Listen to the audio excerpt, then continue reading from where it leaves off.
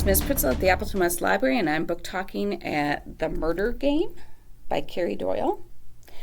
So I am going to be looking to see if Carrie Doyle has more books than this one. I have to say I don't feel like the title fits the book. It gives you a different impression of the book than what it actually is. So our main character is Luke Chase, and he and his roommate Oscar, because, oh my goodness, the kids live at a private boarding school. Like I said, I really feel that that's because you've got kids in a less supervised situation. So they are breaking the rules and going out in the middle of the night to meet some girls. Oscar's quite the romancer. Luke is a little more hesitant, and he has his reasons. So while they are out in the woods, they overhear a conversation between the current wife of one of the deans. There's a dean of students and a dean of faculty. I believe it's the dean of students' wife. So this is his second wife, much younger, and they find out the next day that she has been murdered. Well, they're like, do we tell the police we're out there? And like, well, we don't know anything special. Now, they do know that the first wife of the dean was out in the same area too. And there are times when they are separated during this. So there's some questioning of each other, and did this other person do it, and what would their motive be?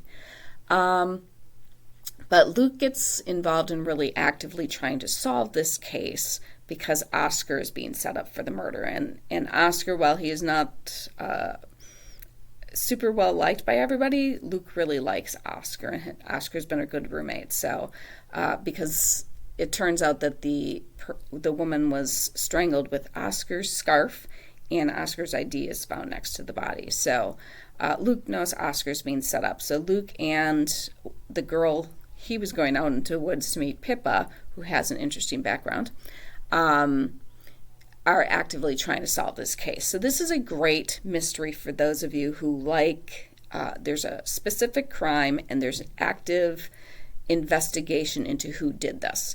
And there's a lot of times throughout, like, why don't we go to the police with this information? Why don't we go to the police? Well, first of all, they do it because they don't want to get in trouble, because Oscar's very close to being kicked out of school. And while it will hurt all of them, it will hurt Oscar the most. But also, Luke is known as Kidnap Boy, something like that, because about 3 years prior to this, Luke was kidnapped. Now, his family is well off, but not super wealthy. So there's this question of, like, why was Luke kidnapped?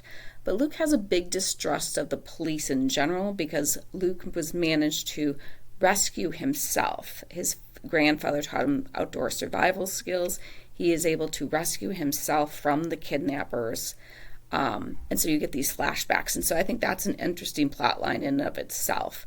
But it also explains, like, why he is he has no desire to go to the police. He has no trust in the police or the FBI or anything else in solving this crime. He believes that if it's going to be solved, he's the one to solve it. So I really did. It's a good book. And like I said, I'm going to have to look to see if Carrie Doyle has some more books, because I did like this. One of the things I don't like is, like, I don't feel like the title fits the book because it implies a very different storyline.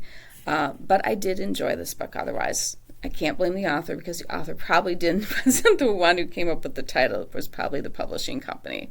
So it's a good book. Once again, set at a private boarding school, but I liked the character, particularly Luke, and his background and stuff like that.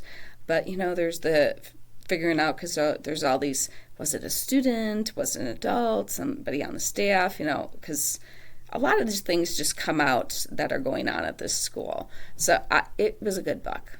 So if you like mysteries, I would recommend this one. If something else is your cup of tea, let me know, and I'll try to help you find it. So have a fantastic day and keep on reading.